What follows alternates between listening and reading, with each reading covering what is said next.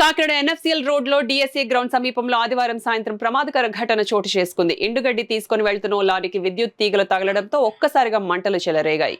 లారీపై load చేసిన ఎండుగడ్డి పూర్తిగా అగ్నికి ఆహతి కావడంతో ఆ ప్రాంతమంతా దట్టమైన పొగ అలుముకుని స్థానికులు భయాందోళనకు గురయ్యారు.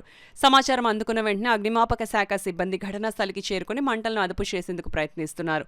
భారీగా మంటలు వ్యాపించడంతో అగ్నిమాపక సిబ్బంది అప్రమత్తంగా చర్యలు చేపట్టారు. అదేవిధంగా ట్రాఫిక్ అంతరాయం కలగకుండా పోలీసులు పరిసర ప్రాంతాన్ని ఖాళీ చేయించారు.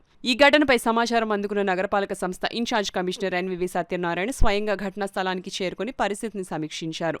ఈ ప్రమాదంలో ఎలాంటి ప్రాణ నష్టం జరగలేదని అధికారులు వెల్లడించారు. అయితే లారీలో ఉన్న ఎండుగడ్డి పూర్తిగా కాలిపోయినట్లు తెలిపారు. ప్రమాదానికి గల కారణాలపై విచారణ చేపట్టినట్లు పేర్కొన్నారు. ఇప్పుడు ఈరోజు మనకి స్టేడియం దగ్గర ఇందాక సుమారుగా అనుకోకుండా ఒక ట్రాక్టర్ గడ్డితో లారీ వస్తుంది. ఆ లారీకి ఎక్కి హెవీ లోడ్ అవటం వల్ల కరెంట్ షాక్ గురయ్యి మొత్తం ఫైర్ అయింది. ఎవరికి హ్యూమన్ బీయింగ్స్ కానీ లేకుంటే యానిమల్స్ కానీ ఏం లాస్ జరగలేదు. బట్ ట్రాఫిక్ కంట్రోల్ చేయటం జరిగింది. అదేవిధంగా ఆ గడ్డంతా కూడా కింద వేయడం వల్ల ఇప్పుడు మళ్ళీ బ్లేడ్ ట్రాక్టర్ రప్పించి గడ్డంతా కూడా రిమూవ్ చేసి పక్కకిచ్చి ట్రాఫిక్ని కంట్రోల్ చేస్తున్నాము.